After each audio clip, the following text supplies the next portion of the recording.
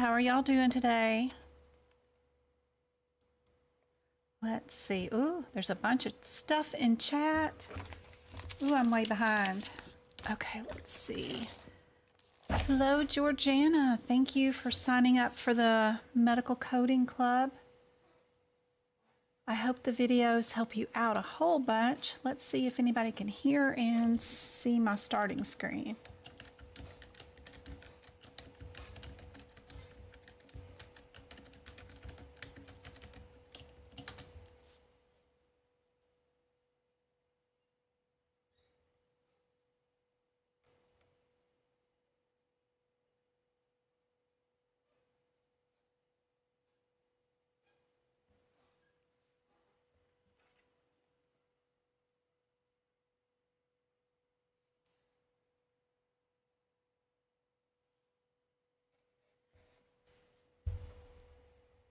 Yay, that's awesome.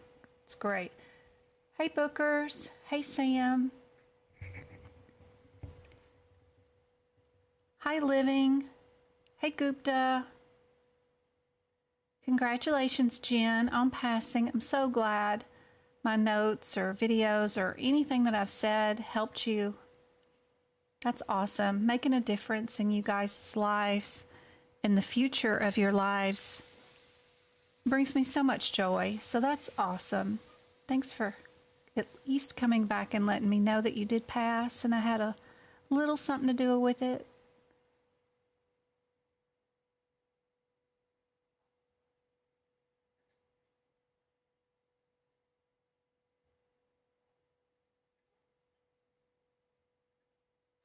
Booker's takes hers in, or his, in 20 days. Best of luck, best of luck. Hey, Heather, how's it going?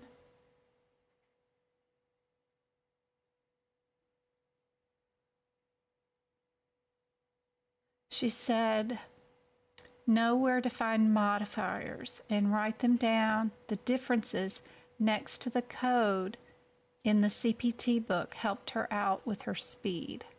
Awesome.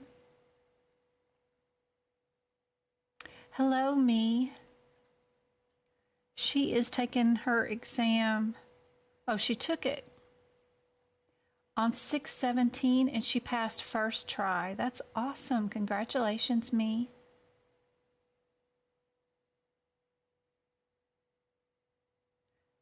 Jen said she was so nervous both times. Don't spend all night studying the night before. Yep, it won't do you any good. Make sure, if it's going to take you a long time to go to sleep that night before, and you know where your sweet spot is for hours of sleep. I know that if I get 5 or less hours, it's not good for me. I know that if I get over 7 to 10 hours of sleep, it's not good for me. My sweet spot is 6.5 hours. I always wake up better at that point. It changes from decade to decade, but right now I'm at 6.5 hours of sleep each night is my sweet golden spot, but it takes me a long time to go to sleep. I will lay there for a good hour before I can go to sleep. So just make sure you know your sleep patterns and what it takes to get you to go to sleep, and prepare yourself the night before for your sweet spot. That way your mind is at its optimum. And set out all your clothes, shoes, socks, breakfast. Put all your books in the car the night before. Make sure your gas tank is filled up. If you're taking it, in person. You don't want to make any decisions or think about anything the day of your exam. That's why that Mark Zuckerberg and all them, they wear the same clothes every day. His outfit's like Charlie Brown's closet, Same pair of jeans, same loafers, same shirt every day. That way they don't make any decisions. They don't. They save all that brain power for power meetings in the day. So it works for them. It'll work for us too. Gupta says she's nervous. That is normal.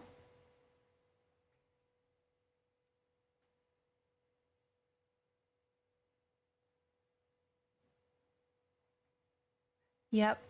Everybody's method is different, and what works for you might not work for others. So I've got a whole cartload of different methods to use for the exam, trying to help out everybody. Now Mia is going to take her CCS. That's awesome. I need to sit for that exam. I wish they had it online so you didn't have to go to a site, but whatever, I can do that too.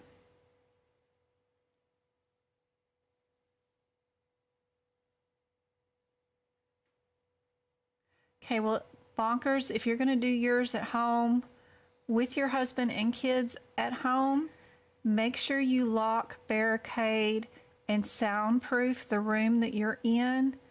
Some proctors will stop your exam if they hear anything.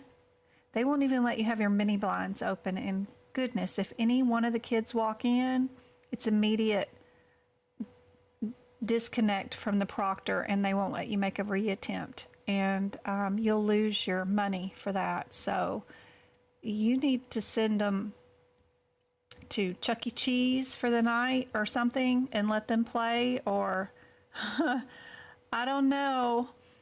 How long does Chuck E. Cheese pizza stay open, anything you can do to minimize the noise, make absolute sure that when he's in the bathroom, the kids are in there too or something. I don't know. They can't be unsupervised. Don't let them come near the door you're in for your exam. Make sure they are, even if they're outside, that they don't come around to your window or bedroom slider doors or whatever and have access to the room that you're in. You want to make sure it is really quiet. Hey, Patrice, good to see you. Hey, Go-Kart.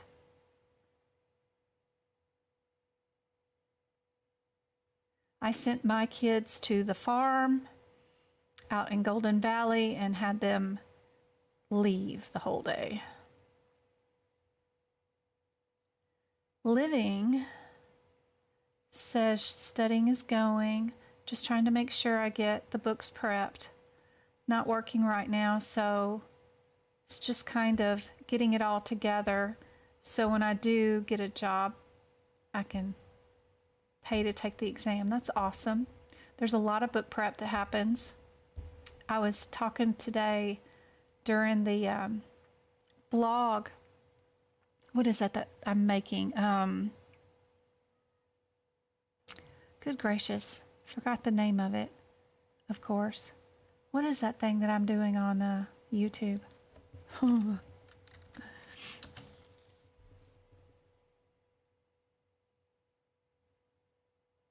It's something new, so I'm not used to saying the word all the time. A podcast, that's it. So I was working on podcast number 4 today, and was talking about that example too, about book prepping and what you can do right now while you have time. Like fixing all of those out-of-code sequencing codes. Good gracious, that's such a big chore.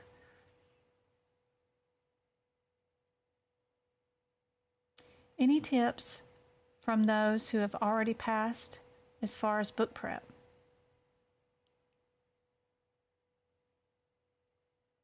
Somebody's asking. Ooh, Kelly's going to be taking her exam on Saturday. Hey, Rosalie, good to see you. I miss you too.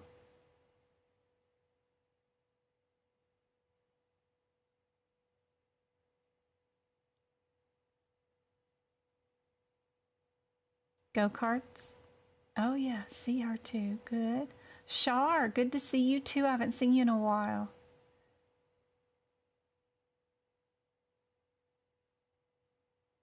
Hey, Love Muffin, good to see you. Hey, Ada. Hey, Blondie. You did great on pocket prep, so I went on and purchased the AAPC practice test. Much harder. They are some of the ones in Hip Hip or the guidelines on pocket prep are difficult to find, but Yeah, keep at it. Keep doing those practice exam questions. And let me scare my cats away. They're being bad guys. Hey, Vanessa. Good to see you. Yeah, Sammy, you go lay down. Hey, Diana. Good to see you. Hi, India. Hi, Maya. Hey, Shadow's Life. Awesome. Good to see you. Rosalie's doing her exam on July 14th. Awesome. Yay, thank you, me. I'm so glad I helped out. She said my notes and my videos did help. That's awesome. Hey, Jada. You passed your second attempt. Congratulations. Oh my gosh. That's 3 already tonight. That's great to hear. I know you were here for all these lives. A ton. Congratulations. Shar takes hers on Saturday. Hey, Martha. Good to see you. Hey, Renee. Hey, Kelly. I passed the 3 AAPC practice exams and I have taken this week. I hope that's a good sign. You'll be taking it on Saturday. Kelly, make sure you understand why, even if you got the question right, why is each wrong answer wrong? What in the book told you that each one of those codes was the wrong answer? Was it a parenthetical? Was it a with or without? What was it? That's super important because you'll recognize similarities, but different examples on the exam like that. That makes any sense. Hey, Blondie.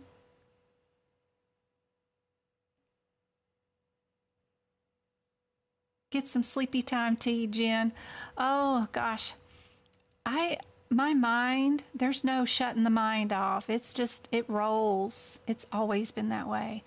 My mind is an auditor's mind, of course, and it will audit everything that happened today, that's going to happen tomorrow, or anything that happened this month. I try not to look back too much. I'm more of a forward-looking person, but I'm always planning ahead. And yeah, my mind will not shut off. I toss and turn, toss and turn. My mind talks to me. But it's my own voice, so at least I'm not hearing voices. At least it's my own commentary talking to me, but good gracious, I'm a planner. At home test takers, did they allow you to have the peppermints? Some people have been allowed, especially if they put them in a clear glass bowl and they were already unwrapped. And the candy cannot have any writing on them. Be careful, get some that's just colored peppermints.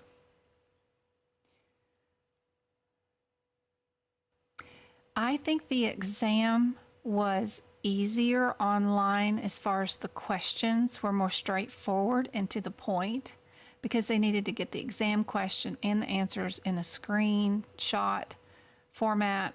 I'm not sure if that was it, but I thought the paper exam was lengthier question-wise and was not as straightforward as to what the question was about. Again, that could be because I don't test well in a crowd either.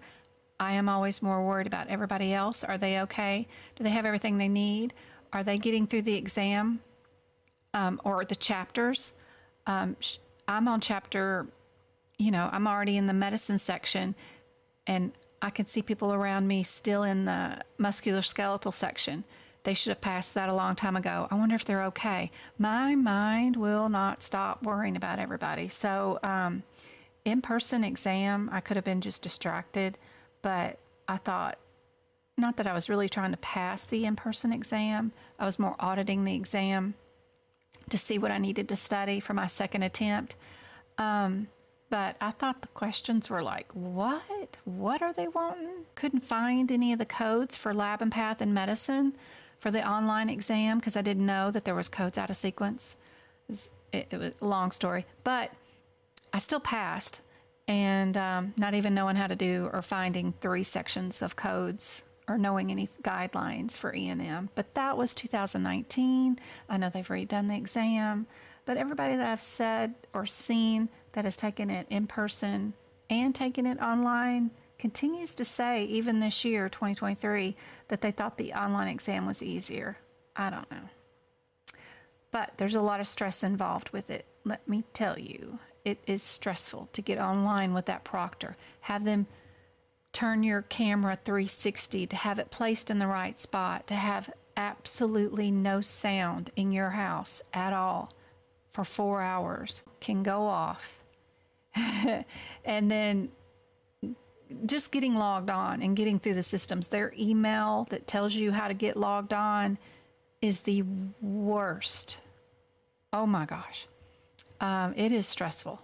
Mine started an hour and a half later than it should have, just trying to get through the technical issues. And I've been working from home since 2013, and this was 2019, and I struggled getting into their system and getting logged on. It was a pain.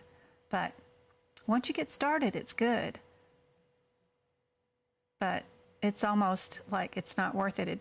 I could have been easier just to drive the 2 hours away for an in-person exam and not have to deal with all that. Where you log on and get into your test and you're prepared to cope with that stress, then it's great. Just relax and get through it. It'll be okay. I just didn't know what to expect.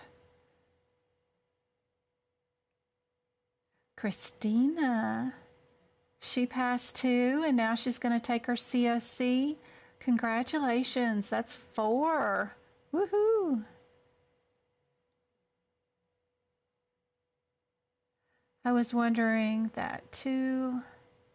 Can we add extra to small tabs to the book, or only the ones that come with the book? You can add extra tabs to it if you want. I think they get in the way. Sending my dog to the dog resort. Perfect, perfect. I had somebody's dog, just a child that couldn't have hindered their exam or knew any exam questions or answers charged in the room. They lost their exam attempt. Plus, you got to worry about your internet speed for that whole 4 hours. I'm way too remote. I should have thought about that beforehand, but I didn't, and I managed it. But still, if it was life or death or job related, I have to pass. I think twice about the online because of the online speed and consistency that you have to have plugged in for the 4 hours.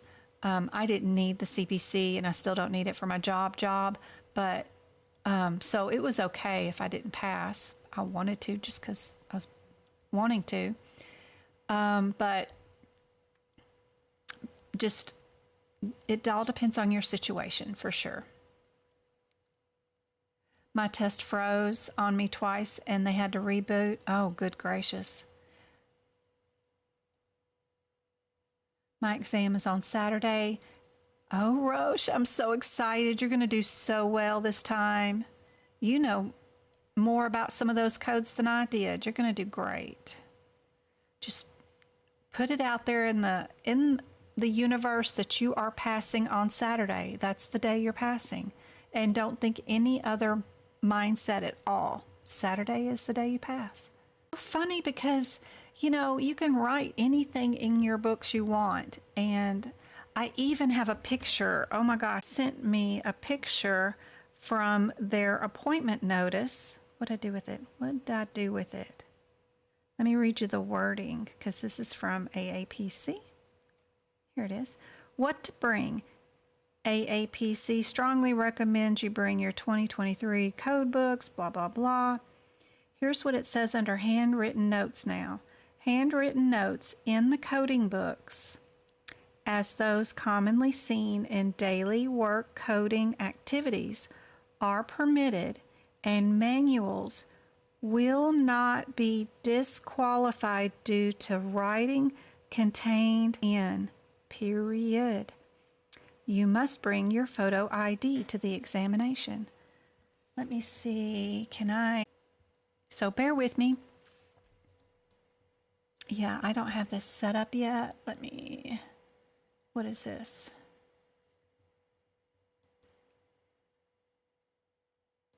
Let me see. I didn't have time. I was working real job today and you guys trying to prep questions, so I didn't have anything set up. But yeah, here we go. This is, oh, y'all probably won't be able to see it because of this, but I will post this on my website, and where I have it blue highlighted, it says that sentence, manuals will not be disqualified due to writing contained therein. THEREIN, period. But this is on the AAPC website now. So I thought that was cool, and I'll post it up on our site. And let me get this Word document in the right spot, because I don't even have it set up for tonight yet. I still have, oh my gosh, I have not done, I've got the questions down, but I haven't done the prep as far as getting the Word document where it's supposed to be and setting it up so you guys can see it properly. I've just been busy today. Where am I at? Okay. I think I got it now. Good. And the only other thing is a website, if we needed to go to a website, but hopefully we won't have much need for that. Y'all don't forget this Sunday is my workshop. I think I only got like 30 people going to be there, but we're going to do modifiers, the guidelines with modifiers, the respiratory system, and a bunch of E&M questions. Because I've been seeing E&M section getting around the 66% mark. And y'all should be able to be better than that on E&Ms, which could be cases, the 10 questions at the end, or the E&M section. And y'all can do better than that. I know you can. So I want to work website. And I hope to see y'all there on Sunday. If you can't attend, you got plans, don't worry. The same email that you get confirming your purchase, and here's the link to join in on the workshop on Sunday, that's the same email you'll keep, and that link to watch it for 90 days. I don't change them, so. Nicola, hopefully you've seen that my lab and path book prep videos. You're a subscriber or a membership member because you got a star next to your name. So you have access to my lab and path book prep videos.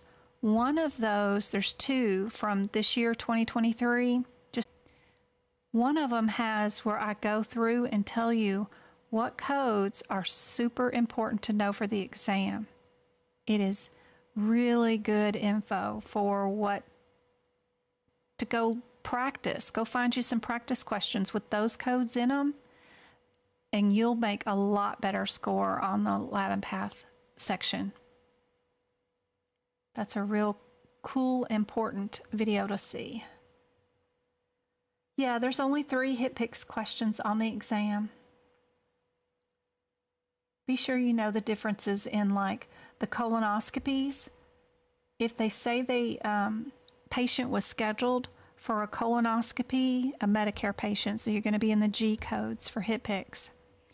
If the patient was scheduled for a colonoscopy, but they only did a flex sig because they couldn't get all the way down to the cecum, then you don't bill a flex sig. You bill for what they originally were scheduled for, the other G code, the colonoscopy code.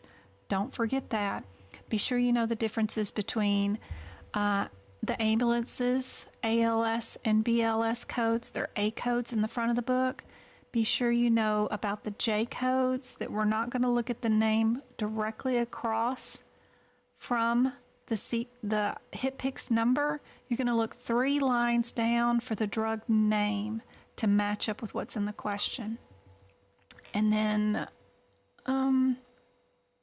is that it? J codes, colonoscopy, and the ALS and BLS for hip picks. Oh, short cast, long cast for casting supplies, or whether it's a fiberglass cast or a plaster cast are often tested hip picks codes on the exam.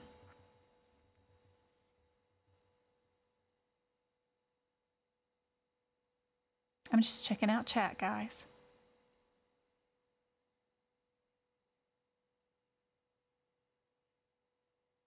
Alexi says, but the exam questions were easier. My test froze on me twice and they had to reboot, but the test questions were easier. I thought so too. Congratulations again, Jada. So glad. Are you going to go after another certification after this?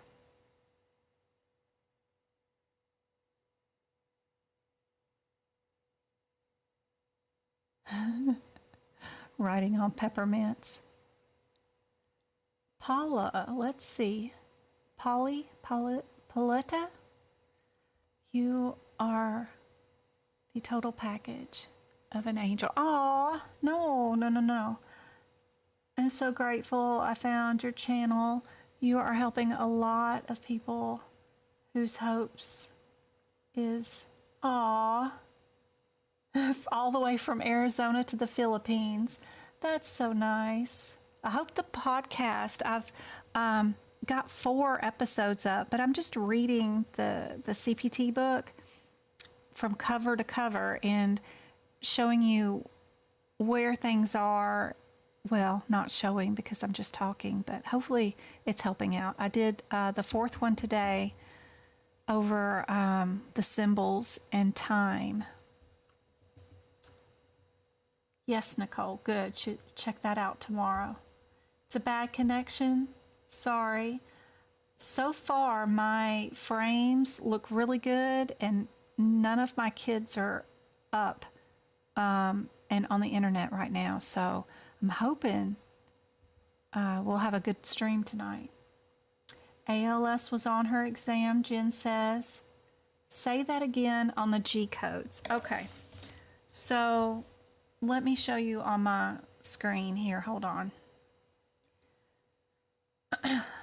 So there's a HitPix code back here somewhere. Y'all help me out. Where's our G colonoscopy codes? What is that? G something. I don't have this book marked up. I have my other book marked up. Where's my 2022? Where's my 2022 one? Here's my 2022 one. This one will be better because I've at least got this one marked up. So like G something, G01.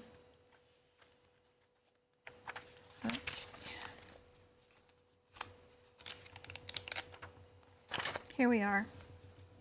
So all these lovely pink codes. So we're around G0120 and G0105.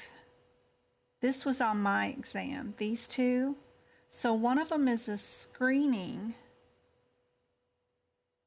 right here, the 21. And so is this one, the G0105 and the G0121. They're both colorectal screenings. They're both a colonoscope. One of them's on an individual does not meet the criteria for high risk. And then this one is an risk. You need to know that guideline for calling somebody high risk, and we need to move it right here. I didn't do that last year. I need to do that for this year. That will help out for that particular question. The one I was talking about is that if a patient is scheduled and you're doing a routine, this one that is not high risk, but when the patient got into the procedure, the doctor could not advance the camera all the way to the end to the cecum due to patient poor prep or whatever, then you still bill this, even though they only did a sigmoid, technically, because they're going to try to say that they did just a sigmoid, but the patient was scheduled for a colorectal whole colonoscopy screen. If they were scheduled for this and they were prepped for this, you're going to bill this. They were not scheduled for this, but this is what you did today. You're not going to bill this. This is just a barium enema where they didn't go all the way through. You can't bill that unless that's what they were scheduled for. So there's a trick question about that somewhere. One of the exam questions have. So if you see that, remember that you always bill what they were scheduled for. We just add modifiers or do something else to say we didn't do what we were supposed to, but we were scheduled for this. Just remember that particular guideline. And then there's a trick question about knowing whether the patient is high risk or not. And I think it's to deal with if a patient has family history, does that qualify them for high risk? I don't think so. I think the patient has to have their own history of something to make them high risk. Just because your Aunt Sally Sue has colorectal cancer does not put you at high risk. So there's a guideline here. I don't know it off the top of my head. I'm going to have to go find it and make sure I get that written in here for this notes for 2023. But that won't be hard to find. But that's what I was talking about. Is that helpful? Who was asking?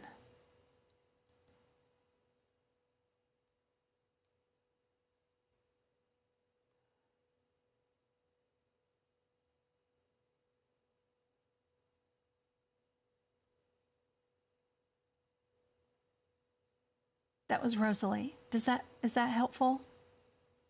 Thank you, Go Kart.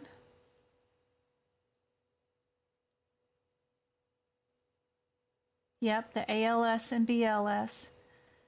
One of them, the advanced ambulance, has a paramedic and an EMT in there, and they can stick you with needles, start IVs, stuff like that. Basic life support means they just can do CPR. Oh, bookers, where are the podcasts? Let me see if I can show you this on screen.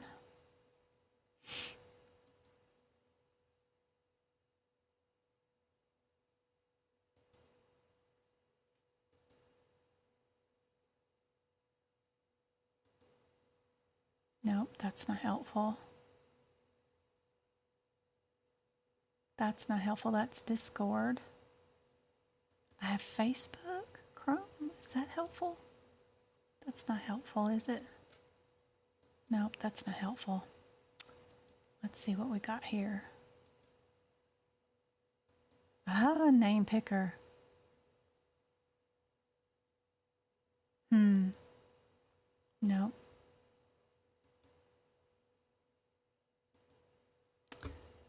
Sorry guys, I'm trying here. Let's see. Let's see.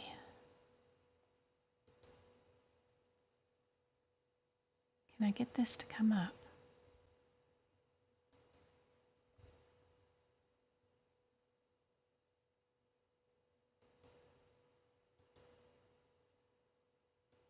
There we go. Let me get that to come up. Oh. And let me turn off this, and let me open up this. So y'all can see AAPC's lovely little website here. So let's see, if we go to YouTube,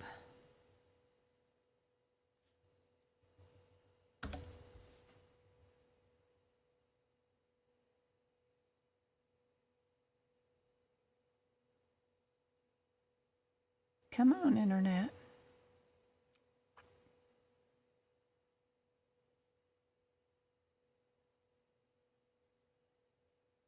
Let's see. I should have a header right there that says podcast. So if you go to Medical Coding by Jen playlist right here, let me post this into chat real quick for you. If you go right there, there we go. It should just show up right there with podcast right in the middle. It's free for everybody. You don't have to be a member yet to be able to listen to this. I don't know if I'll change that one of these days. We'll see. But right now it is free and my internet's slow while I'm streaming. But there'll be 4 videos right here. And there's, yep, that's just 4 episodes. You can hit play all, or you can click here and get a list of all of them. It's probably going to start playing one of them. But there's 4 of them in there. I'm just going to hit back so we don't have to hear my audio. I hope it doesn't start up. But anyway, it's right there. Thank y'all. I got 10,000 subscribers now on YouTube. I have about 40 people show up for the lives, but it sounds impressive to say that I've got 10,000 subscribers. But I got 40 dedicated souls that are usually here on a nightly basis, and I appreciate it.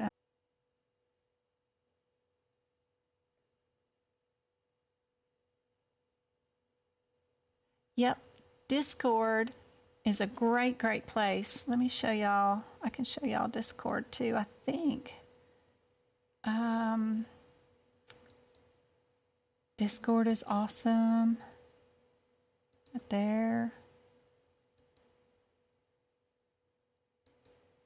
Huh. Okay. Can you guys see that? Looks like a hot mess, but that is Discord. I don't know who's doing all this crazy stamping, but look at Jada. Look at Jada. Jada, she passed. Yay. That's awesome. And look at Jen. You guys, you're awesome. But what's more interesting is these rooms right here, guys. If you're in my Discord, you download this Discord app, you install it on your phone. It's completely free, and it will not track you like Facebook. You won't get ads or advertisements or anything from me. I don't see your logon information. I don't see none of that. But this room is for you guys. This main chat room right here is just for everybody's hodgepodge of whatever you want to ask and talk about.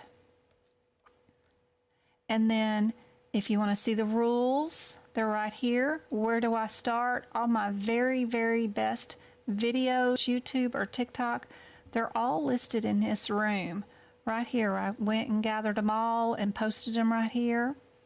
Discord tips is another room, which if you go to the very first video right there, it's not showing up, but it will. This will show you how to use Discord and work through finding which room you're in and getting in and out and stuff like that.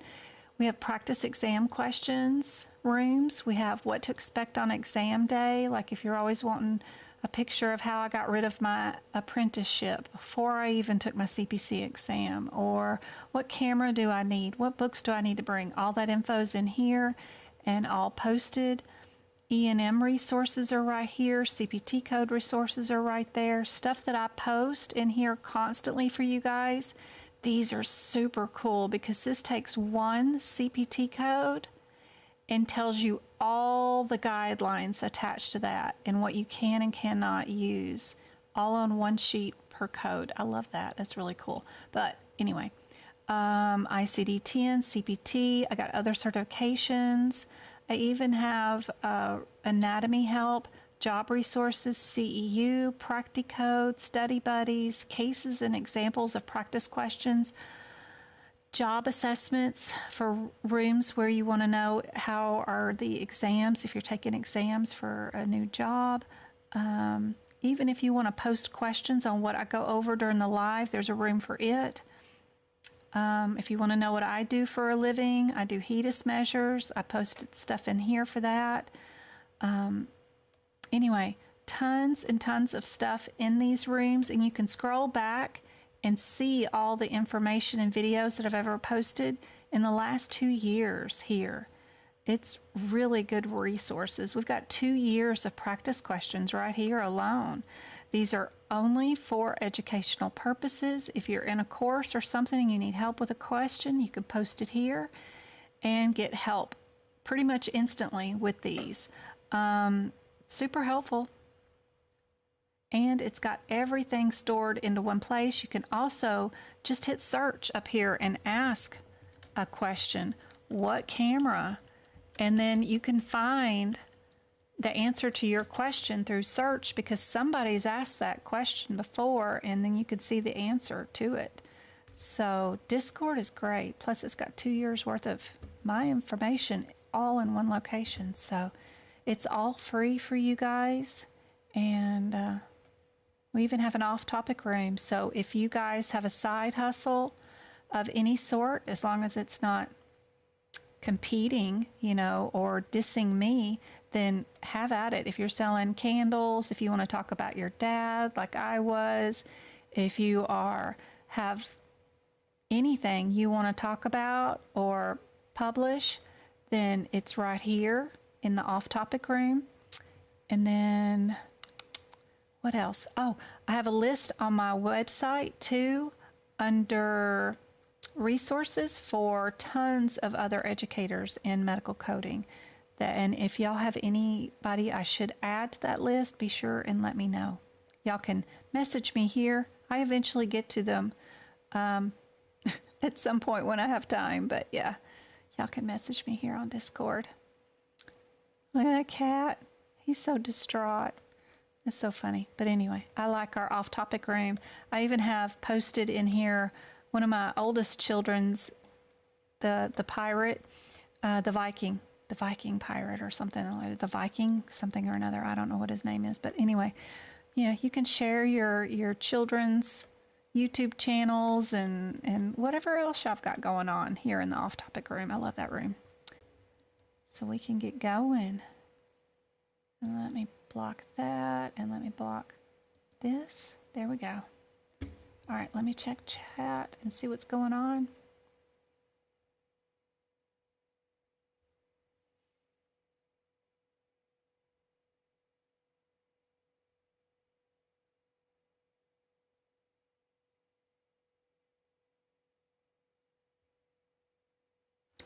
Hey, Tasha.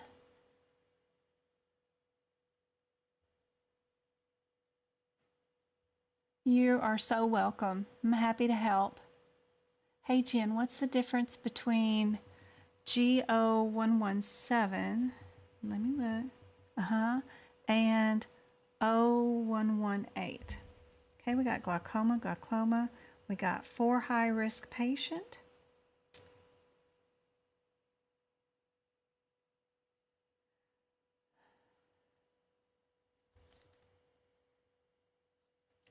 Boy, is it just my eyes? Anybody else have the AAPC version of this book from that is crazy. The font looks different in both of them, which is crazy. Like the 18 looks like it's got bigger font than the 17. That's funny. It could be just my crazy eyeballs, but that is weird.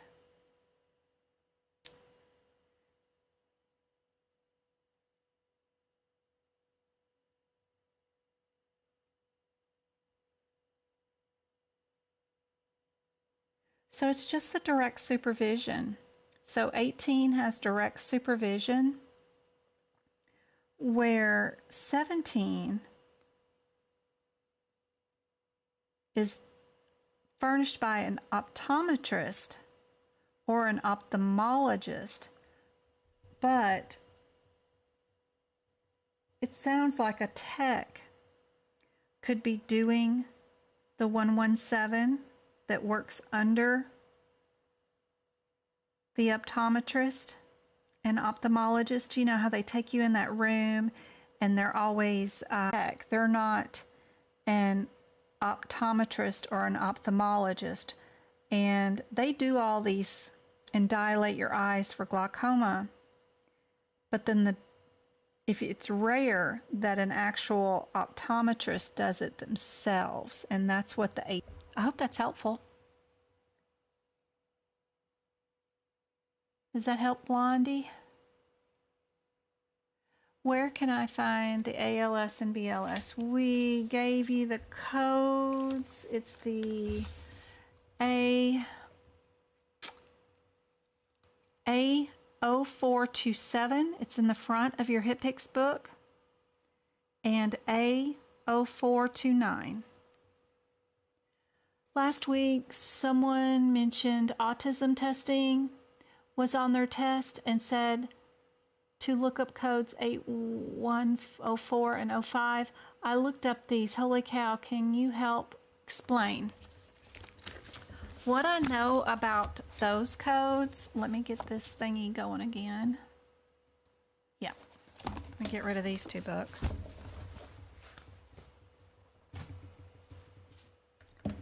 What I know about the autism testing is that we're going to be able to find that in these lovely pages that nobody talks about in the front of your book. It's called a molecular pathology gene table. And these pages hold a couple of coding codes for all your genetic testing. What's going on here is you've got the gene name here, and then over here you've got the CPT codes that are associated with that particular gene. So if you're to find ADHD, you would probably use this part of the table where it says commonly associated proteins or diseases. It's not a complete list, but they put a generic names here where ADHD probably would be found, or autism, because the gene is going to have some weirdo XTP-VXG name, because whoever dissected our DNA table and gave every gene a name couldn't come up with just Frank or George. They had to come up with all this fancy stuff. So the common ones that I've seen utilized in practice questions and things are the breast ones are on the second page here, 574.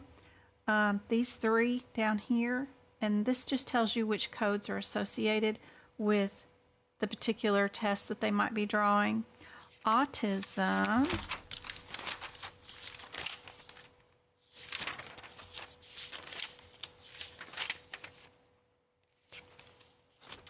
is, I've got the generic autism spectrum disorder name here on 2 lines. The gene is called neuro something, who knows, there's a 3 and a 4. The test name or abbreviated gene name is right here, which might end up being what's on the exam, is in that second column. But to find it, you'll need the common name, which is here under autism, right here under that table. The CPT codes that are associated with this is the 405 and the 404 and the 405. You just need to know, did the MD order the gene that ends in 3, or did they order the gene test that ends in 4X? Finding that in your question, when you do just a skim, is what the answer needs to be right here. So you technically don't go to those codes. You can use this table to find the answer, technically. I hope that's helpful.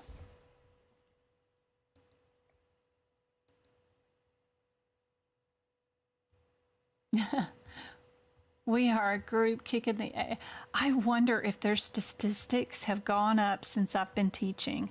I wonder. I hope I'm making a difference. I don't know.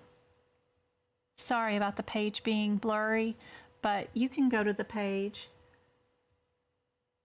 586 and see what I've got on display. Hello, Anointed. Good to see you. Oh, she's giving out money. It's so good to see you.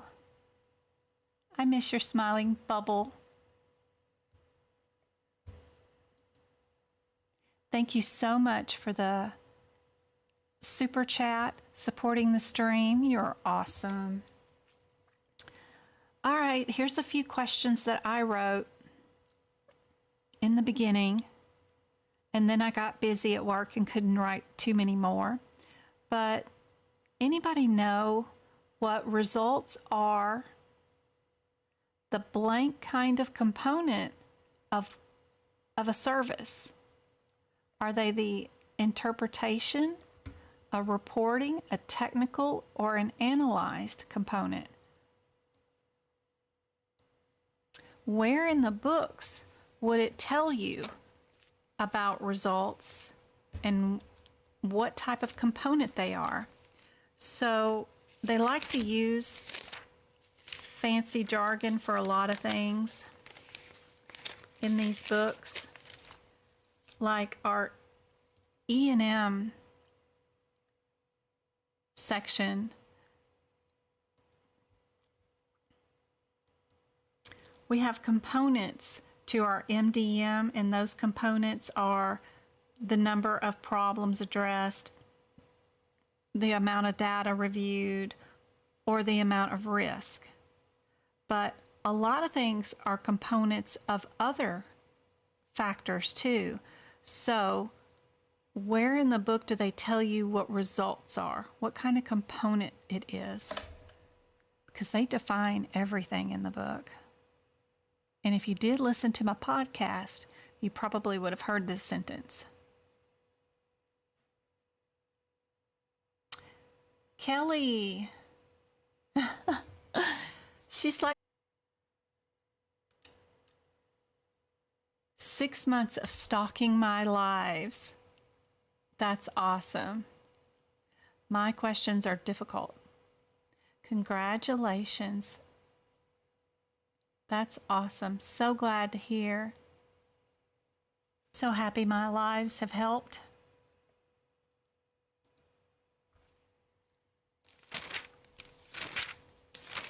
So if I told you that that I talked about results in my live, y'all know what pages I've been reading of the exam, right? Or during my podcast, right? I started out with the instructions on how to use the book. I talked about the formatting of the book, how they have things sequenced. I talked about the categories 1 through 3. We talked about add-on codes, guidelines, place of services codes. We went through all these examples. We've done special reports, and we also did results. Anybody here? You should be turning to page XVII, and you'll be able to find the answer to that question right here. Which I didn't see anybody with a correct answer.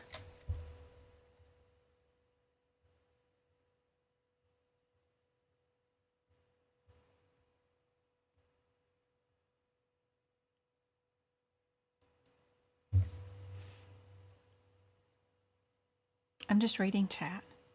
Results are the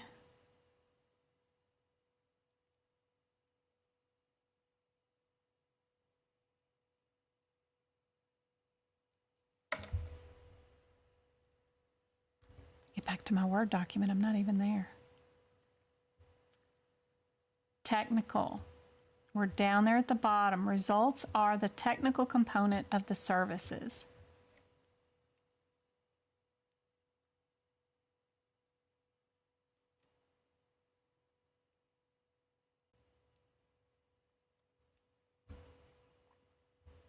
Miss Kelly, thank you so much. Oh my gosh, I'm going to throw that in.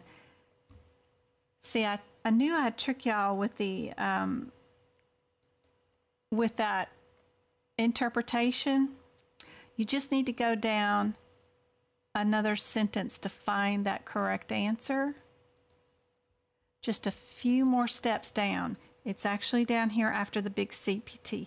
CPT involved a technical component, which means your test results. It was just down just a little bit further. Let me hop onto that live and toss this money back in there. I've got anointed money and Miss Kelly's money. Let me throw that back in here and give away some YouTube Live. Take me just a minute because the internet is slow. I'll let y'all look at the next question. This one's going to be hard because I have no A, B, C, or D. You guys got to find your own answers. There's 3 answers here while I'm working away to toss her money back in here.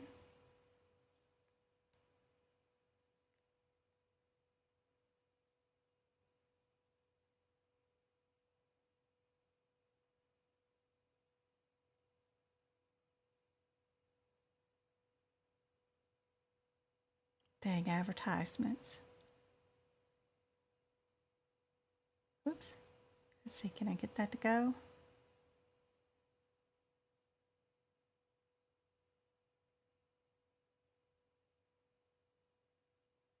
I'm working on it. Come on, internet.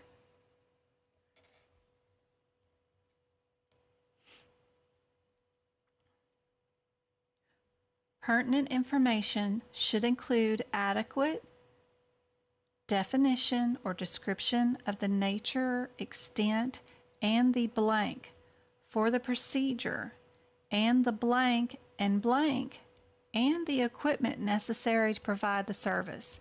What are the 3 answers for this one?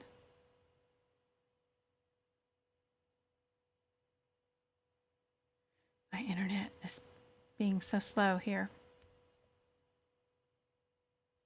Plus, it's making me watch ads first. It's so sad.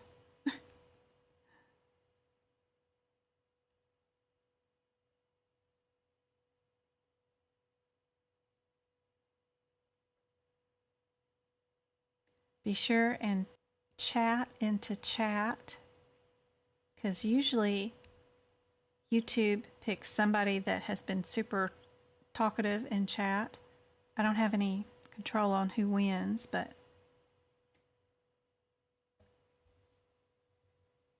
try to help out. Thank you, Erica. You too? Yes, I can go over examples of fraud. Yes, yes, yes. Yay, so much helpfulness tonight. Oh my gosh. Erica, you're awesome.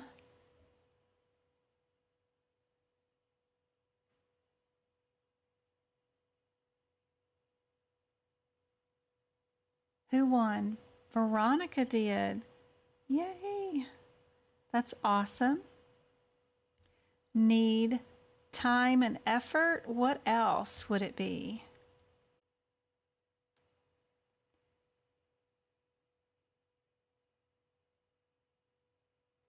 The nature, extent, and the need for time and effort. That's all 3. Need, time, and effort. Yeah, I think that's it. That's perfect. Let's see. What did I put down for the results? Yep. Need, time, and effort. Good job. Same page. This is during my podcast. I was talking yesterday about the modifier 62 and when to add it and when not to add it. These are bulletins from some payers that were sent interofficely at work, and these were examples that the payer of a particular health plan had sent us as an alert. I don't know if these examples are true 100%, if they are what AAPC would want, but I knew there was we don't have a lot of practice exam questions for this particular area. Hey, Twinkle, so good to see you. We don't talk every day, but we're both working behind the scenes to help you guys out. And Ashley's been helping out too, and Go-Kart, and MK still helps out. So I hope y'all are patient with us and see everybody's efforts that they do help out and are trying. I'm still trying to give away these memberships. Surgeon A is working on a patient, and they did the anterior, did posteriorly. So this person's working through the back side of the patient, and this one's working through the chest side of the patient. And that was kind of neat, and how they share codes, but also list. They're not sharing codes, but they still list the 62 modifier, saying that they're co-surgeons on their individual procedures that they're working on. This next screen is the same thing. It's just an example from a payer that they had sent us, and I just thought it was cool. This may be the same one that says anterior infusion. This one was neat because we've got that same anterior. Now this one's doing anterior too. One did not bill the 62 modifier, and then the other surgeon did. Same thing for the 85, where they did an additional level 62. Just examples of how some of the payers may want them differently done. And I think this is another example.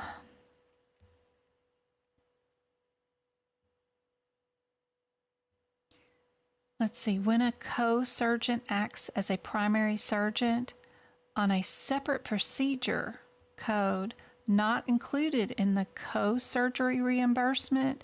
So one neurosurgeon may work on the patient and no one else is co-working on the neuro level, but there might be an ENT that may work as a co-surgeon for a particular type of procedure that's also getting done with the neurosurgeon, is what they're trying to explain. This one, the neurosurgeon didn't do the splenectomy with them. Did both work. That'll come out through the patient's nose, but of course an ENT doctor isn't going to go into the brain. That's where this doctor comes into, but then to get the extraction done, the ENT will take over and do that part. So it's kind of interesting. I just thought they were nice examples that y'all could screenshot and look. Do I think we're going to have anything on the CPC exam or any medical coding exam like this? If you do, it's definitely going to say the word co-surgeon. If it does, make sure you pick out the answer with the 62 modifier. It'll be as simple as that. Just look to see if there was two surgeons. Here's a bunch of acronyms that I found today, all in one list. I thought were really cool. I thought later. Y'all know what AMA is for. ASO is administrative service only. I can't get my internet to work on this YouTube. I'm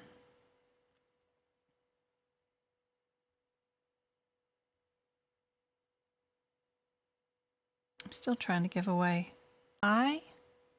We got CMS, CPT, DRG, HIPPICS.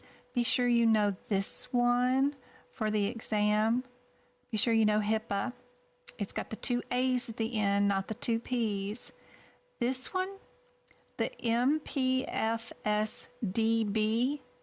also is the same thing as MPFSD. And that's it. Nothing else really stands out for the CPC except for NCCI. That one might end up being on the exam. But I thought it was a nice list for you guys to be able to screenshot and write in later in your notes. All right, here's some anatomy ones. See how well y'all are doing on anatomy tonight.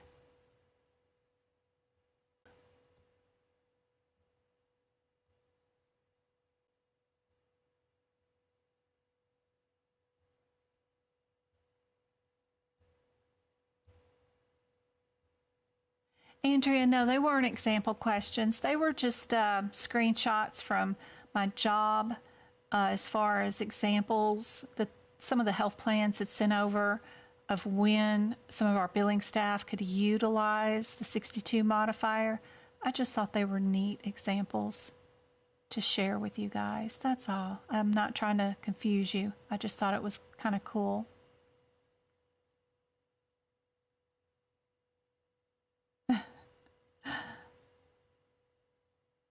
It seems like when the kids talk, you miss a key word. These are recorded by YouTube and y'all can rewatch them later.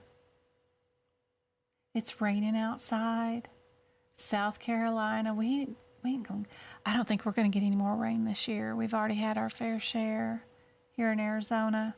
We're going to be done for the year.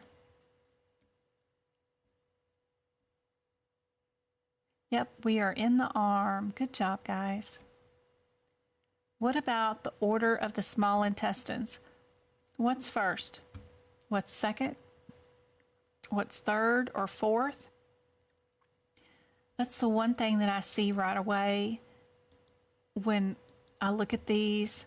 I'm always counting. I'm a counter. So I see three. I see 3 words. 3 words. Yep, and 3 words. Good. That looked like it was 4 a minute ago. Then 2 that end in 3 that end in M, 4 in M, end in M. That's cool.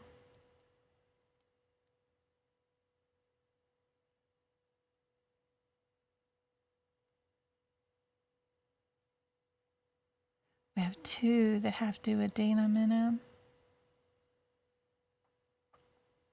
1 that has the stomach. 2 that has the stomach. 2 that have duodenum.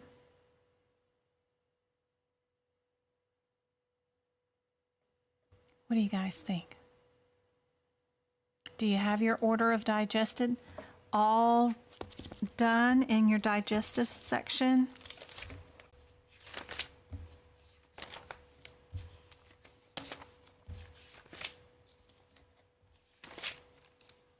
Do you have your abdominal quadrants marked out on your abdominal person? Do you know what's in the upper right quadrant? Do you know what's in the lower left quadrant?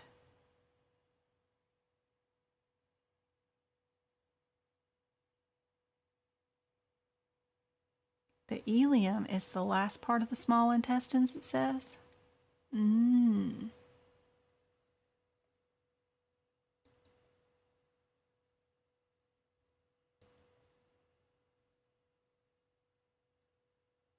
There you go.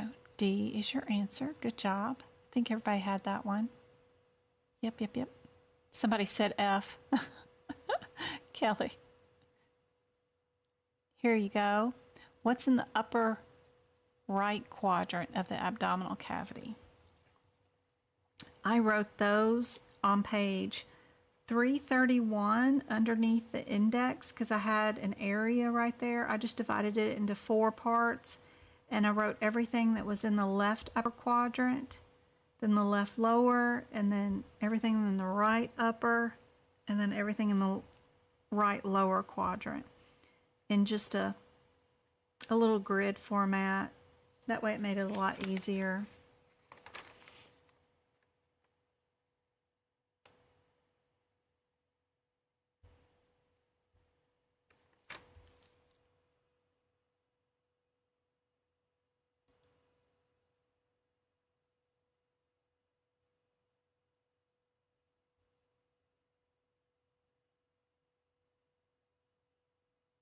Hey, Miss Edwards, it's so good to see you.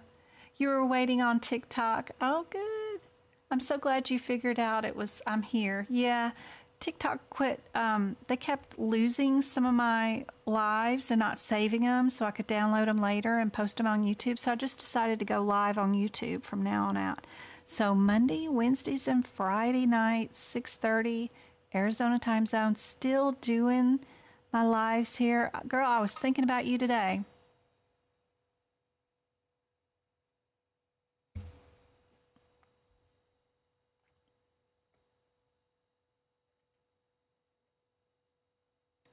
If y'all are not, do I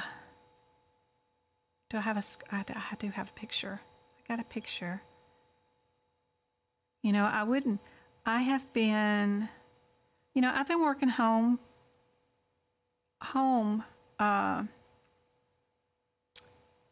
I've been working from home since 2013.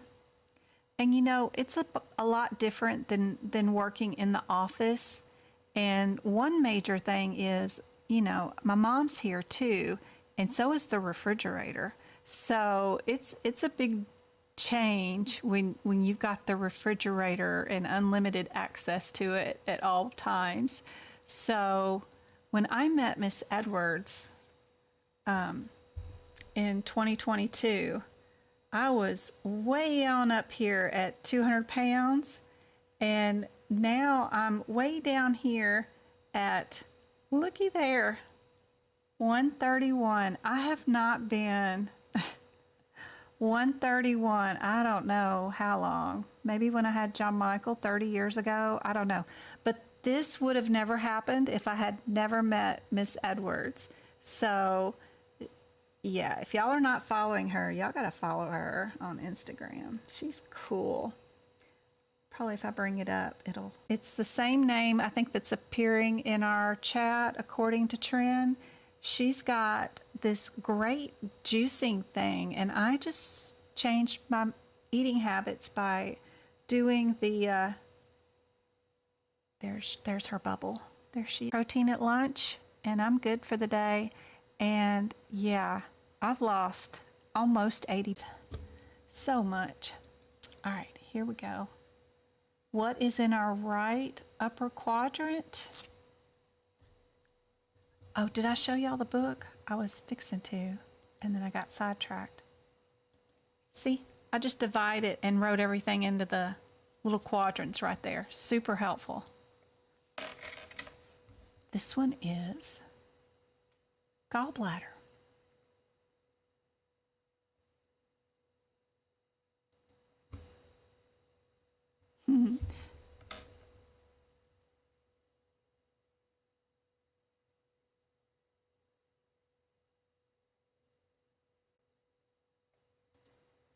All right. What about this one? What's the meaning of MYELO?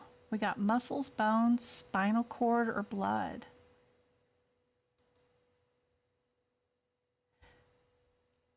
I have podcast up now too. I've done 4, so be sure and check those out. Miss Trinessa, you might like those. Stuff you can listen to while you're taking the kiddos to school in the morning. It's right there in chat, according to Trend, right there.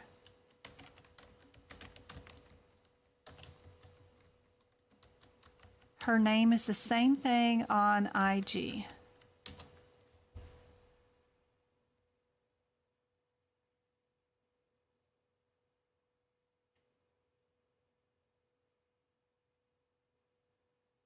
She makes the best videos, and that's freaking her house or backyard or at the grocery store, picking out all those fruits and veggies.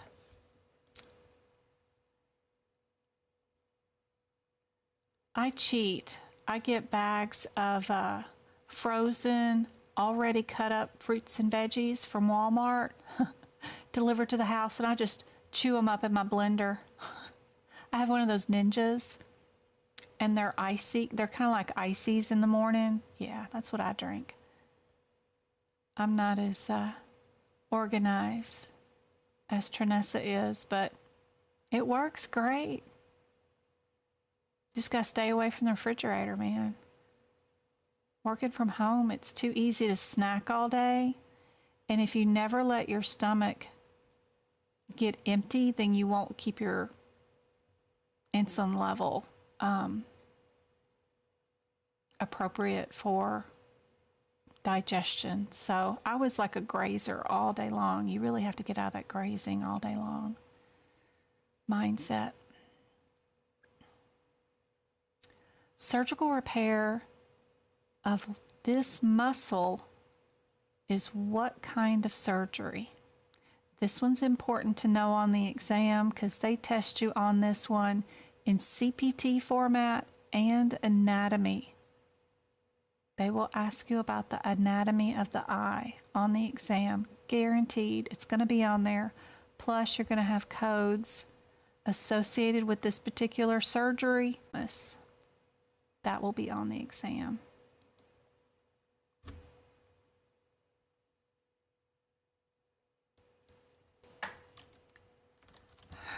Hey, Anointed.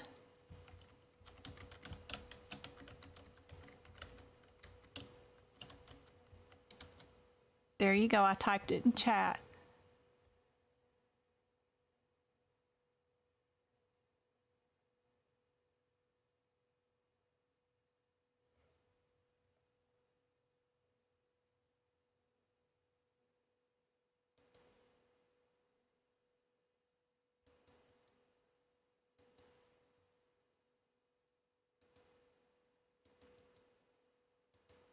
There's the podcast videos, Miss Edwards, for you to watch or listen to when you're taking the kiddos to school. And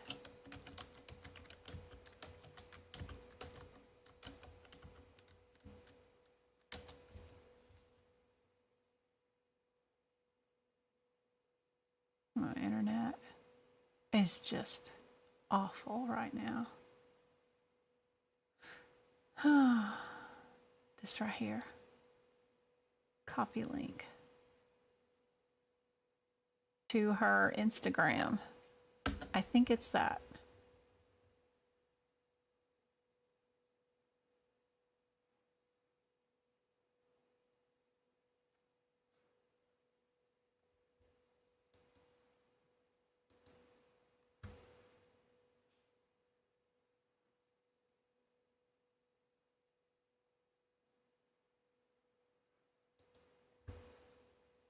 I gotta go. My cats are fixing to fight. Let me go fix them real quick. This one is A, not C. This is a plasty. This is a repair. What were they doing? They were doing a repair. Let me put on the next question and let me go fix one. Samuel? Nope. No. Stalking that boy while he's in his kitty litter box. Okay.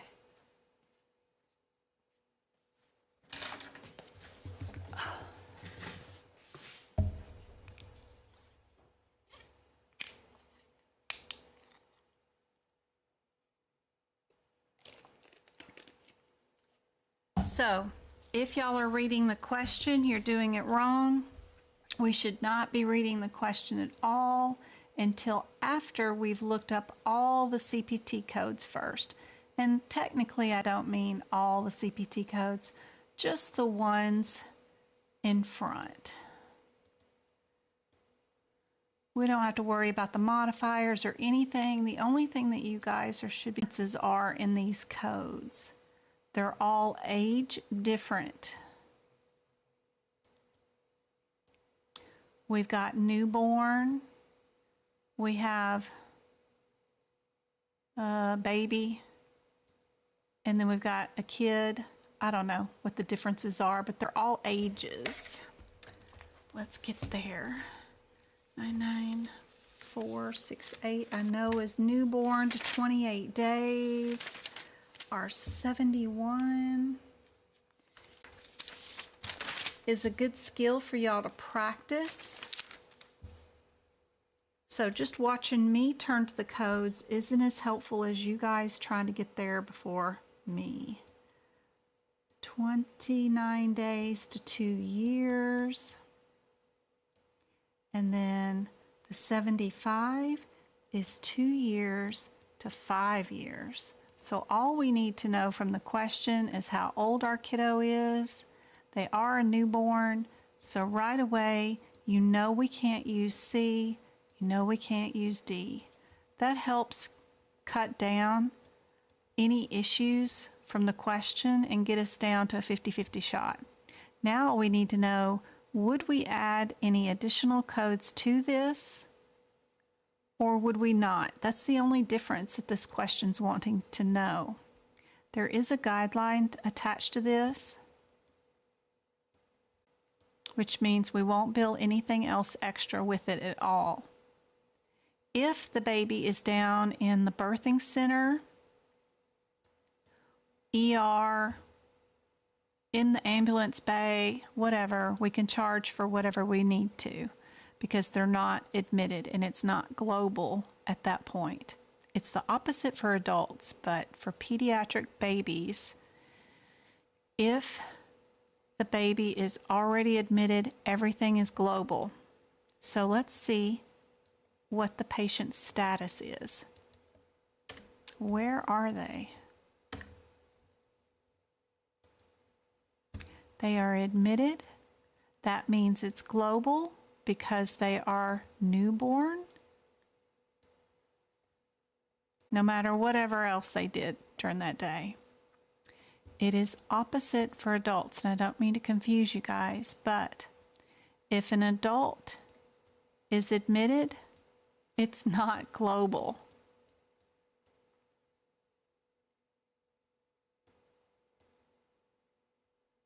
And you can add on and bill stuff. If an adult's down in critical care, whatever, then that's global. Kind of crazy, but hopefully that's helpful. Right. Don't be reading the question yet. Let's go see what our differences are in our codes first. We've got my favorite, of course, which is critical care. I love my 291. We've got some cardiology procedure code. What's our 232 code?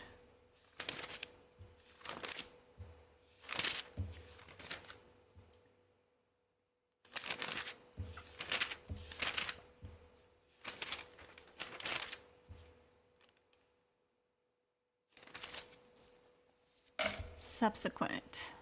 And then this is critical care again. So let's check the question for what we should be.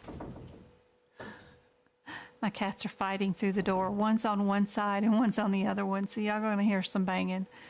They're playing footsies now. Let's see who we're billing for. How our services billed. We've got total critical care time. What do you guys think? I always like to start at the bottom.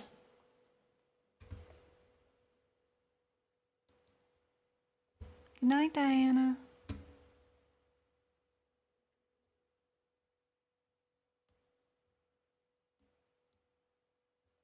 Good job, Erin. Good job, Rosh. No worries. Miss Marie, good to see you around. Thanks, Andrea.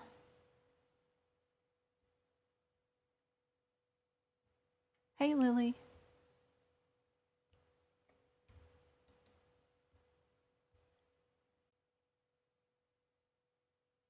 So we have a patient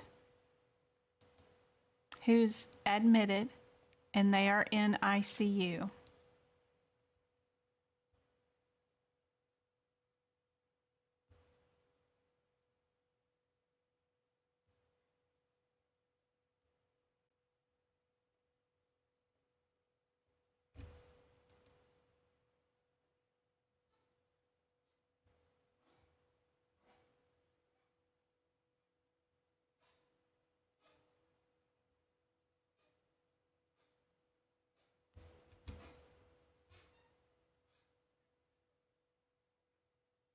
Sorry, I'm trying to get my mouse over here.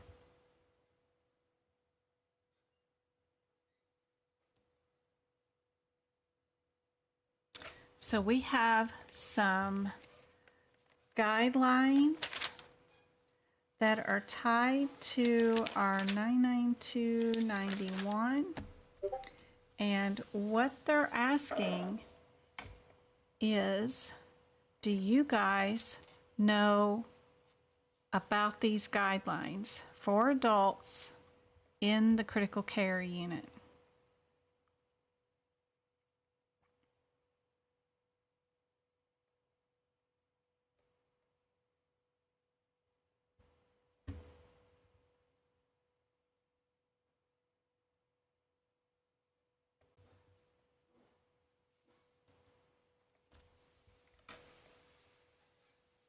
I'm just reading chat. A couple of things in this question.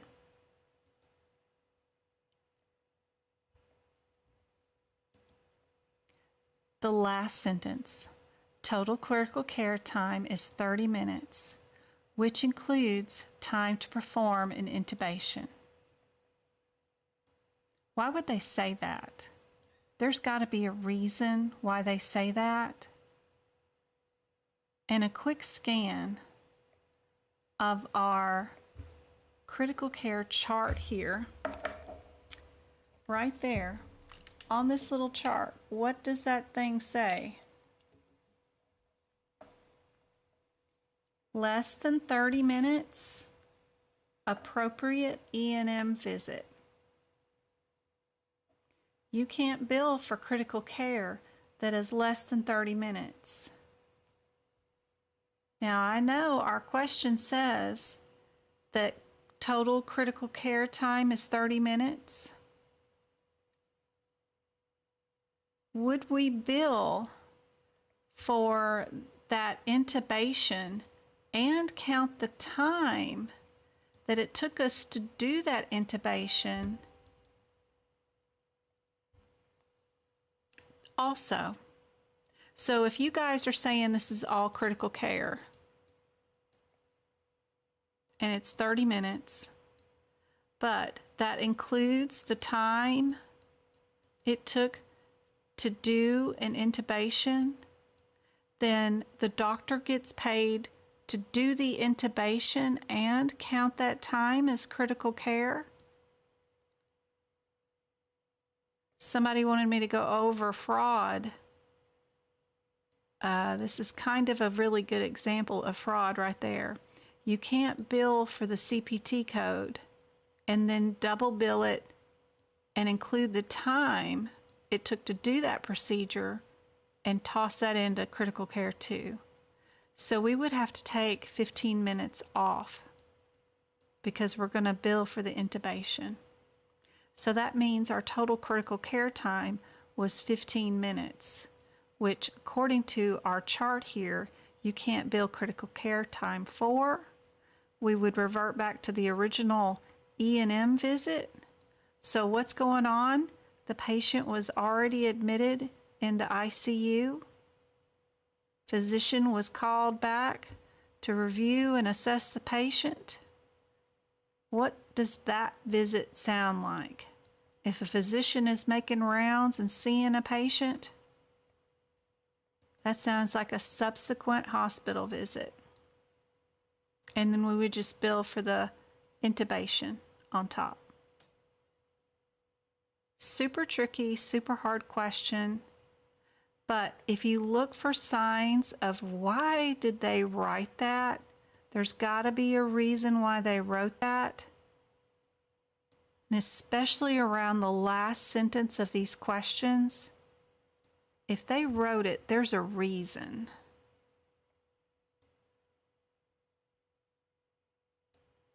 If you're really close to not getting critical care and they have another sentence leading you to another CPT code, then you know you're not billing critical care.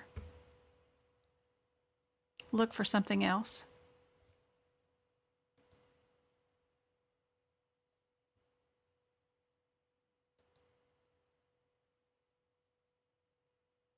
Yeah, it's super tricky.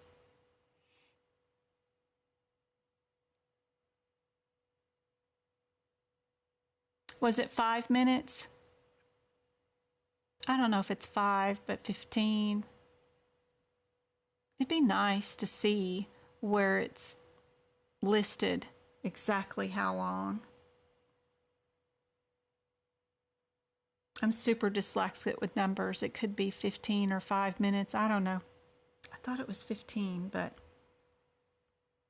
I'm sure there's an example on this page somewhere of some sort. But it'd be nice to know exactly how much time you take off for each emergency CPT code like that. I think they mention it over here at the end under NICU critical care, because that's where that list is at of all. Where's my thingy? 43 has this list of CPT codes that you can code with critical care, but it's under the NICU pages. But it'd be nice to know how much time you take off for a vascular catheterization. How much time? How much time do you take off for an arterial catheter? I'll look around at work tomorrow and see if Encoder tells me how much time. I bet I could find it. I don't know. But I don't think it's in these guidelines anywhere, but I don't know. Could be. But it'd be nice to know continuous positive airway pressure, a CPAP. Do we take time off or not? The intubation is a big one. Yeah. Anyway, I'll look around tomorrow and see if I can get some extra info around it. These codes tomorrow.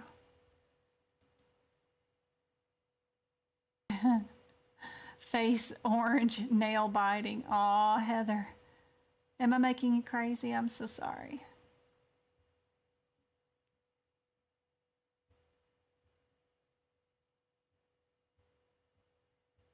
It's a good one. I like doing that pediatric one where you do add them and then the adult question afterwards because it makes it so tricky.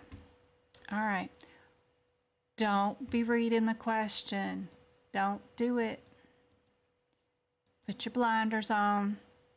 Go see what your headers are first. What is our 99253? What is that kind of code? 99253. Practice getting to the codes too, because they're all out of sequence, and even the ones that are in sequence are pushed out of sequence because other codes are there. It's just a nightmare, even in these E&M section area, trying to find all these codes. Where is our 253? Is under what header? I don't need to know what the CPT code descriptor says. If you're reading the CPT code descriptor, doing it wrong. Go find the red header. Big bold print, which is our hospital consult. What's our 243? Looking for the CPT code descriptor. Don't read that back. That's unhelpful. Find the red header before it.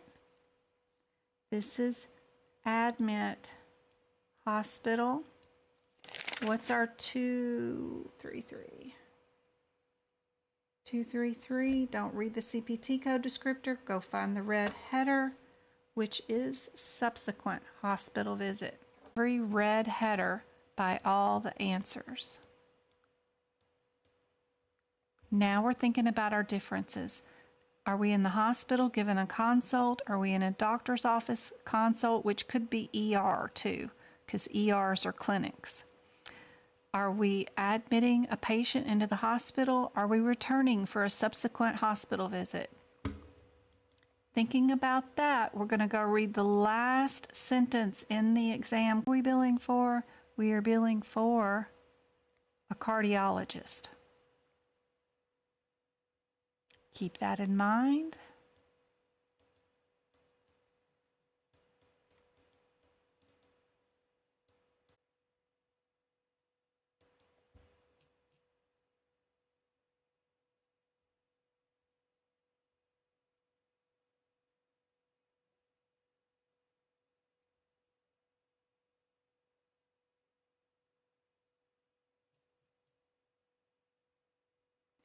That's great, Tisha. That's amazing.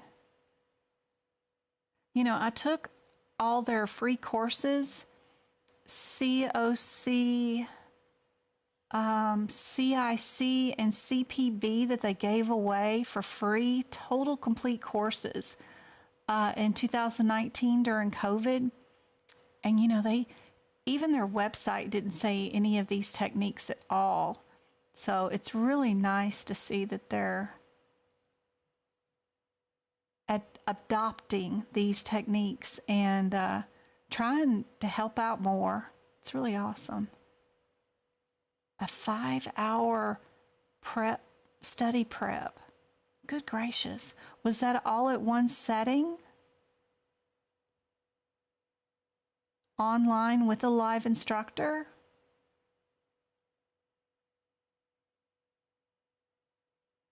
And was it very expensive? Good night, Gupta. Is it getting late? It is. We only got just a few more minutes. I've got Lab and Path for Friday night, so be sure and come back, guys. We got a lot of conflicting answers from B, A to C. So what's going on? We have a patient who was admitted last night.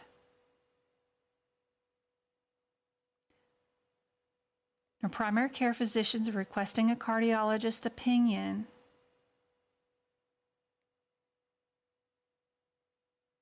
for an angio and possible stent. So you can go through here and think about them. The cardiologist is not admitting the patient right now. The patient was already admitted last night. So you can get rid of at least admitting, right? This is technically probably a cardiologist's office, you know, being in the hospital and stuff, but if they're technically on the floor of a hospital, we probably can conclude that this is not an office visit. Since we weren't and we have not seen the patient before, it can't really be subsequent unless we advise the primary care physician during the admission to admit the patient, and this is my visit after that. This would be considered subsequent, but since it's not, we did not advise them to admit the patient, we're not going to be billing a subsequent either, I don't think, right? Let's see what we got. Yep, we've got hospital, regular, plain old, generic hospital consult. Very nice. Good to see that one. Sometimes it gets really tricky. Andrea, I did orientation with AAPC before practice tonight, and they said the same tip, to always look at the answers, but they disagreed with the amount of notes because, in her opinion, it was a waste of time.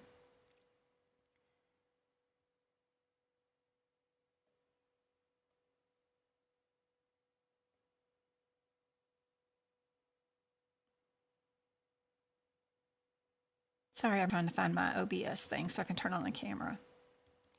Oh yeah, I concur. I am an overachiever and would drive anybody to drink.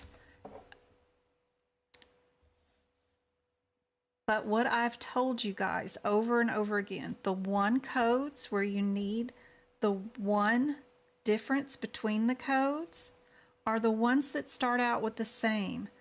This starts out with O mental flap. This one starts out with O mental flap. It goes in and it's the exact thing from one code to another. It's the same exact descriptor. Find those and do the individual book prep for those. The other things, like this is a suture. It's all by itself. It's the only suture on this whole page. Do you need to do any book prep for this one? No. You just need to look for suture. This is fluff, but I like to make sure, I mean, if y'all are going to pay for notes, I'm going to give you something on every single code. but you don't need it. It's the only suture on the page. This one is a scope. This one's surgical, and it's initial, right? This one's RIA 4, and we're going in again. Just noting that this is initial and this is subsequent, you probably don't need to do. You could probably just get away with just highlighting that 1-2 difference. You don't need none of this around it. You don't need none of that around it. I am just over, I'm a lot. You only need to highlight the reoccurrent and the initial. That's probably all you need to do, and you don't even need to move it underneath the codes. But I promise and guarantee you, these you need to go find, and you need to get that one word difference, exact words. This book prep is essential. Find the ones that start off the same and get them written out differently. This one's extra when this one's intra. This one starts with an E, and the other one starts with an I. That difference, writing it down or highlighting it, is what you need to do. Do you need all your prefixes, suffixes, and main terms? Probably not. Do you need your clinical examples? Probably not. This you need, I promise. And you got to fix your out of code sequences, get those page numbers down. Do you need to know if they're in column 1 or column 2? No. Am I extra? Am I stressing y'all out by giving you more stuff to do? Probably. You don't have to have it. Just get the page number down. That will save you. So, yeah, there's a lot of stuff that I put in my notes that you probably don't. That's just who I am. I can't help it. Once I get started, I get hyper-focused, and I will go through every single code and do something for every single code. Y'all don't need that. I also move the guidelines that are attached or needed for a particular codes and put that at the top, like mesh, what is it? And, you know, when you would add it, when you wouldn't, that kind of stuff. That's helpful. But yeah, I do overdo. I will concur with that teacher for sure.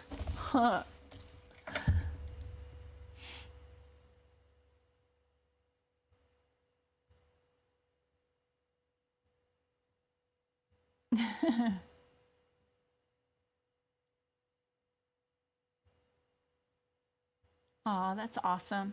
Plus, I think knowing something about every single CPT code and you've got it written in one book, you could carry this book with you for the next 5 years in medical coding.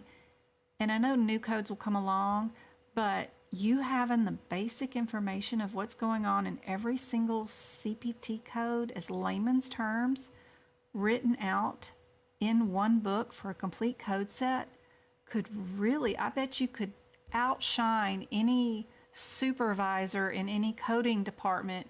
By the time you look at what I've written in the note, you'll be able to pick up a lot of errors that are truly happening in the medical coding field right now, and you'll be able to run circles around some of these medical coders that have been there for a long time, because no one has a complete list of layman's terms of everything that's going on in every single code like this.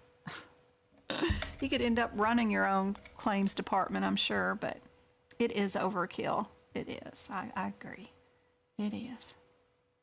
I hope I'm making a difference, because I saw so many people suffering during COVID, and they were getting all these big checks, you know, from our COVID money, and they were spending it on these big courses, and the courses weren't helpful at all. They were beyond unhelpful, and it's just all too much suffering. And I went through AAPC's website. You know, I'm an auditor back in 2019, and I paid for a ton of information from a lot of other educators for a whole year, and no one said one word on any website, Facebook post, or anything. Just simple stuff like fix your out-of-code sequences. No one said a thing. And then I couldn't find anything on my exam. Stupid book. If you don't know, you don't know. And I never wanted to learn coding anyway. So I just thought that there should be a lot more information out there than there is. I made the first TikTok and everybody was like, tell me more, tell me more, tell me more. Huh. Can you clarify how that code said low, but the question said moderate? Which question? This question? Yeah. Because this is an older question from probably 2022, and they just don't take out the wording. I have been submitting these back to AAPC and getting them to fix the wording. They disagree with us that it's okay, that it's still there, even though it's not part of the guideline for 2023, but we're getting these rewritten as we can. Technically, like this, it doesn't matter that this was a moderate complexity. It's the only option we have up here that is a consult that could technically happen while a patient's admitted.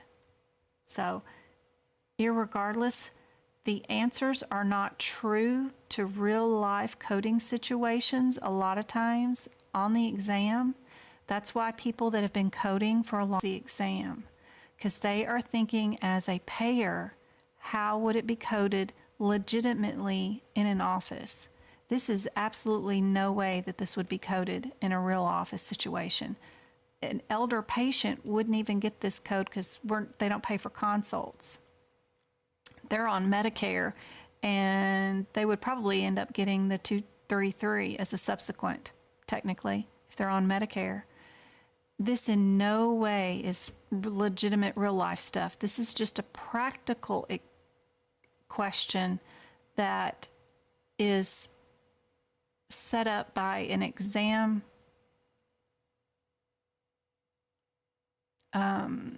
situation, and they want to know if you understand a particular guideline or set of skills that would be needed to code this the way they want it coded.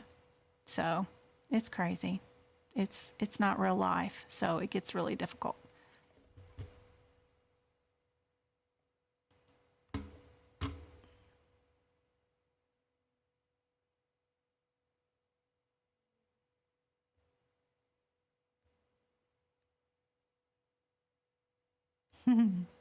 You didn't go wrong. A lot of times, Aaron, it is subsequent hospital visit. It is. This particular question wanted it as a consult.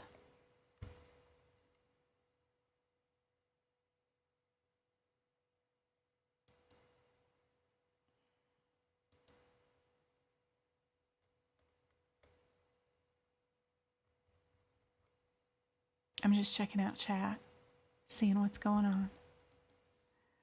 We have already been on here for 2 hours, guys. That's crazy. I have some more questions for tomorrow. I have atrial fibrillation, some medicine one, another E&M one, another hospitalization one. Yep.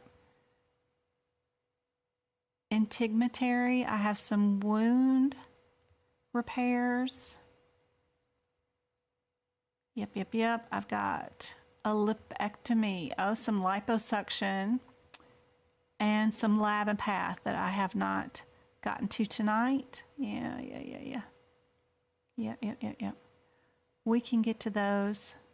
Whoops. All on Friday with some more.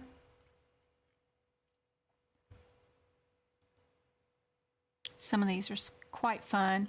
I got to put up my little thing so you guys can't see the code differences first before you start reading the question. That's super helpful. But yeah, I've got lots of more questions we'll go over. Somebody wanted some examples of fraud and abuse, and I forgot to go in. Let me get back here from my camera.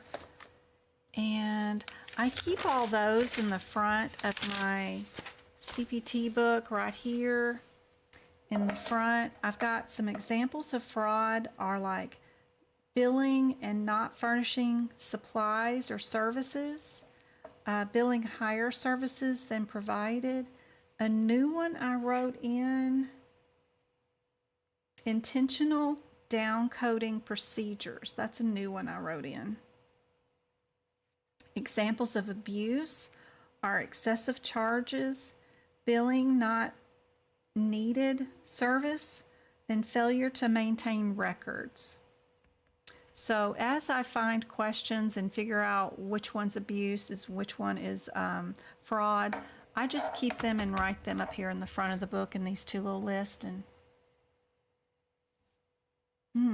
hopefully that's helpful. And I attached these pages to my E&M notes for 2023. So hopefully that's helpful. All right, guys. I'll do another podcast for tomorrow, of course, because we're getting really close to getting into the E&M section on the podcast. And then we will see you guys again on Friday for a live.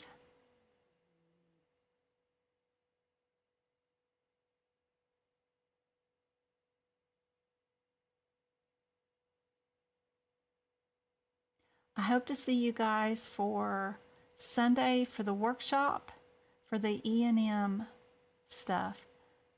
Marcy, thanks for joining the Medical Coding Club. I hope those extra videos of all the book prep videos, be sure and watch the lab and path ones from last month. Super good book prep videos. And the old workshops help you out a whole bunch.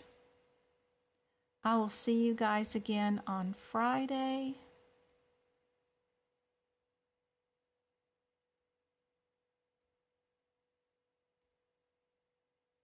The cardio questions, I love those because the first thing you need to decide, are you arterial or are you venous?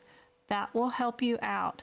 Go through that cardio section and circle everything that says arterial or artery in red, and then circle everything that's venous in blue. Then some of the codes are combos. They'll have arterial and venous in the same procedure. Then you'll know which ones are combos. And just knowing that for the cardio questions is super helpful, really helpful.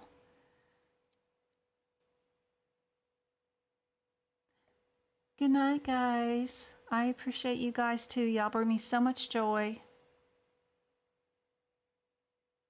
Can I, look at codes blank and blank. The exam did not say free or total. Well, let's go look. Is it a drug screen? 801. It's a drug screen. Good luck trying to find the 801 dang codes, because they're all out of sequence, because the other codes that are pushed out of sequence push these codes out of sequence. It's a nightmare trying to find lab and path codes. What'd you say? 801, I done lost the chat. Where did it go? Okay, 80156.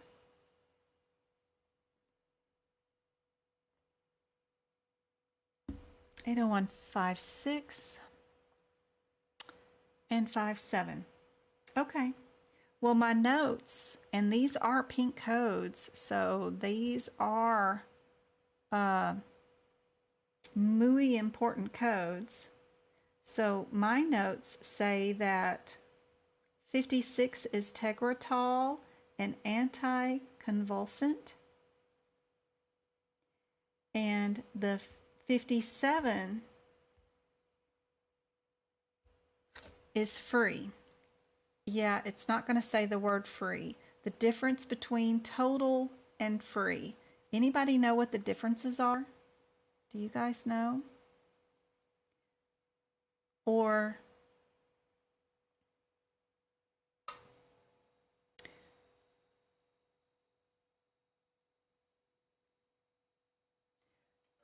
so the free is the drug level of the seizure medicine for a patient.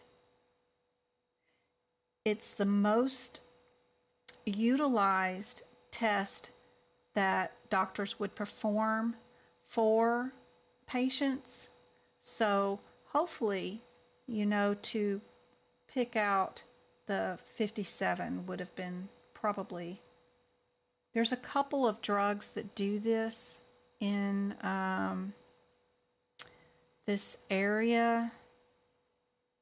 What's another one that does the same thing? And in my notes, I go through every single one of these from 801.43 all the way to 802.03, and I write a ton of information on each one. Which ones are anti-seizure? What's the name brand of the medicine that they used? Which one's fungal? Which one's for this disease? Which one's for that disease? It's probably overkill, but there's another one that does total and free in here somewhere.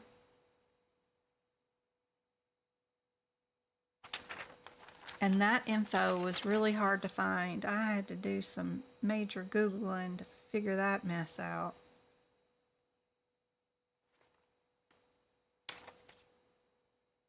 .157 is the drug level of the seizure medicine.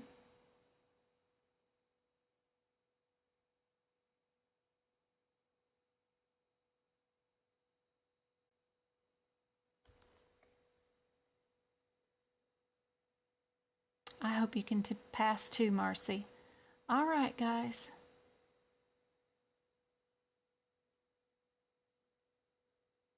I hope this is helpful. Thanks for the question, Suzette.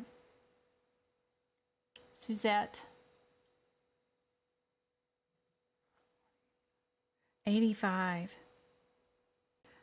So the totals just check for a particular protein in the blood that's associated with whatever drug level that is.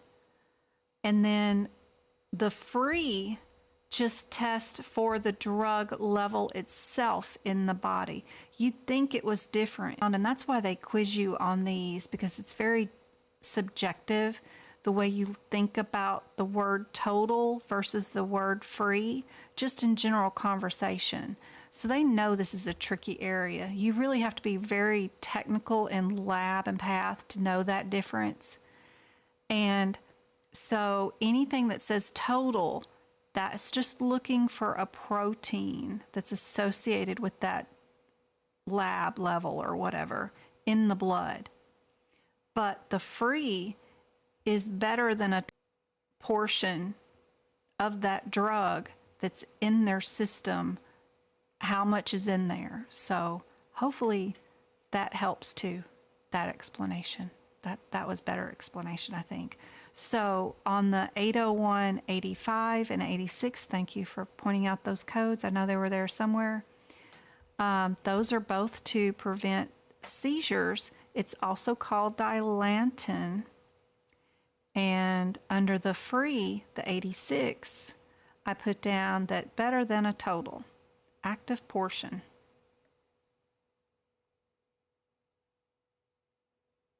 How's that, guys?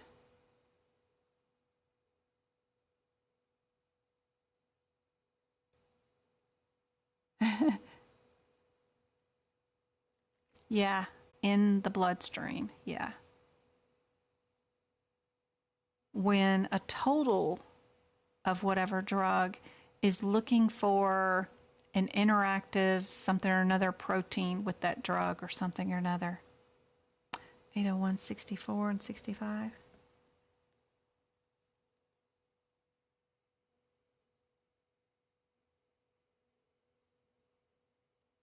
Oh, these out of code sequencing. Nightmare. My head hurts now. So that's on 608. That's on. Okay. Oh, yeah. Yeah. So valproic acid, that's also anti-seizure medicine. It can also be used for bipolar disorder or 65. I have More useful to calculate a patient's dose. Ooh, I just love my notes sometimes. I'm real proud of them. I mean, I do put in a lot of work on them. But that's helpful, man. Just to have that written down, to jar my memory about, okay, what was the difference? It just makes it so plain and clear, you know? Like, okay, this is what you pick if you're going to work on calculating a patient's dose. Because I just say it. Everything is always so hard to figure out because they use all these fancy terms, and it's just, yeah, we're all in medicine. I've been in medicine since 1994. I got 30 years in it, but I'm not in drug distribution to patients. I do HEDIS measures now.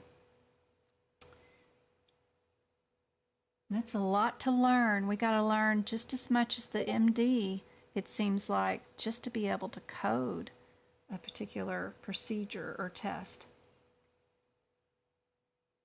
And knowing blood calculations on patients really is out of a coder's scope, but we still got to know it. We got to know which test is best for calculating a dose and which one's not.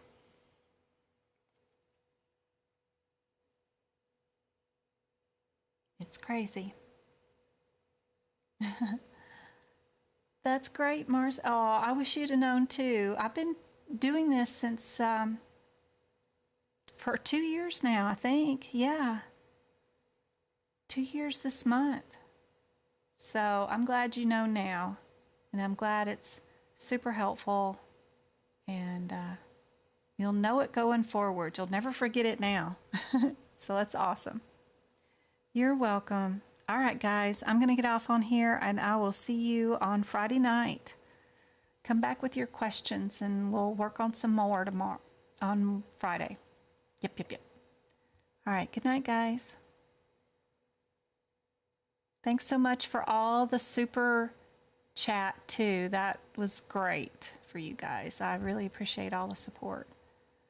Well, closing that, and we're going to do some hearts. Good night, Twinkle. Hope you're doing all right, girl.